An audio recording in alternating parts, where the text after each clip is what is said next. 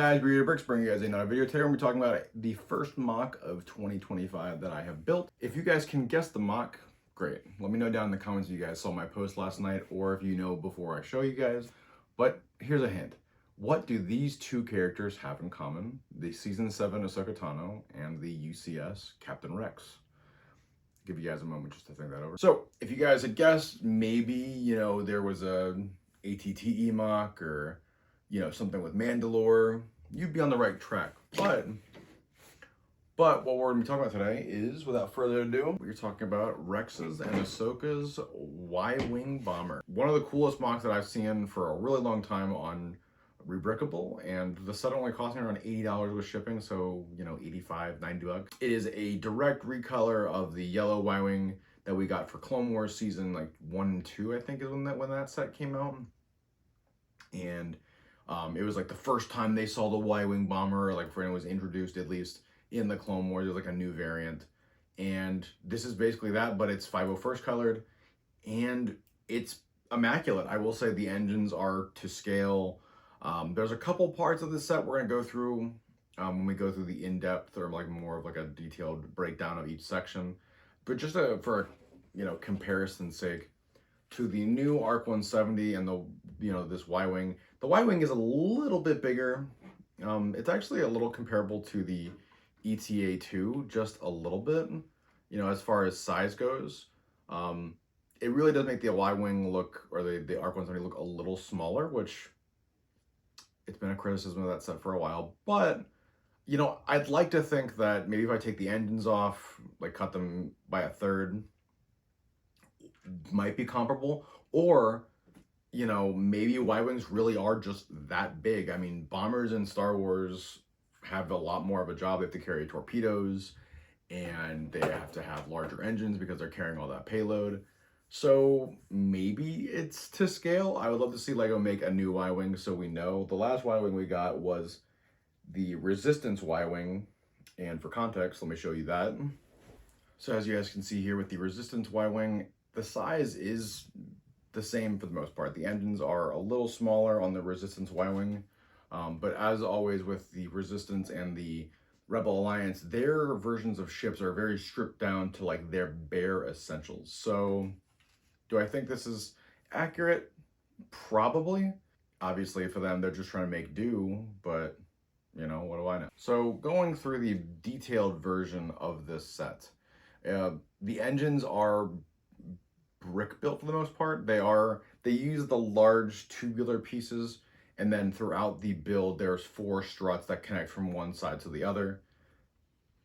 Pretty cool all in all. The cockpit does open, and if I can show you guys here, it does actually fit Rex. You gotta lay him in there and then he sits comfortably. My big complaint with this set is it's probably the piece that I got.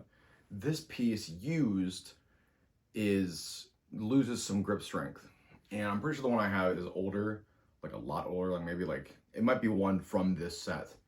But for context, it needs all 4 of the attach points on it to hold on to whatever it is. So in this set, they tell you to put it on there, and it's only held onto a 4x4 with a 2x2 hole in the middle, and it won't sit there. So what I had to do is I had to modify mine to have a full plate on top of that.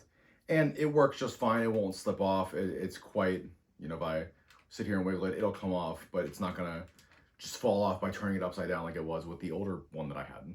So that's the one problem I had with this set. But the building process, I would say that there's some parts in the instructions that you need to have a little bit of faith, where it'll tell you to put pieces on before you put the attachments on it that hold it down. So some pieces may be floating as you're building the set, but then as you continue onward, you guys will see that those other pieces that go on top of it or alongside it will come in and reinforce that. You just might need to hold them there or remove them until it's time to get to that step. As with all MOCs, these instructions are not made by professional Lego designers. They are made by fans and fans of Lego Star Wars and Lego fan designers who have a lot more experience in this than someone like me or you would. But sometimes for it to look the part, you got to do some weird stuff for it to work.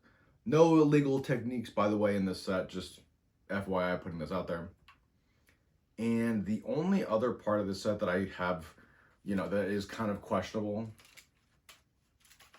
Pulling off the stand here, you guys will see here on the bottom middle, there are these wedge pieces that come off the back that are brick built. These are held on by one attach point, and I think it's neat. I think it would be really cool for them to try to get another point of support for these. You guys can see here as I'm wiggling this, these little pieces want to just come off. And like just showing you guys here, if I pull this whole piece just comes off.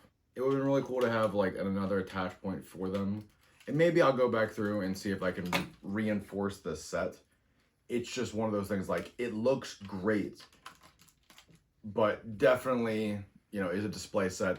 It is swooshable for sure. Like, you can play with it like a normal set. Just know that, you know, extensive play may result in pieces breaking off. There is one other modification to this set that I've seen, and I've seen people take the ball turret here on the top and they've added a swivel joint to it, like one of those round 2x2 rotating plates, so that the turret can move. I definitely might look into doing that, just so that way if I do find a way to redo this bubble canopy, I can have Ahsoka turning and in different positions. That'd be neat. It'd be really cool. But obviously, if you guys want to recreate some scenes from season 7, you know, with, you know, Ahsoka on top of the Y-Wing, you know, in a hangar, dodging bolts from clone troopers, you absolutely can do that.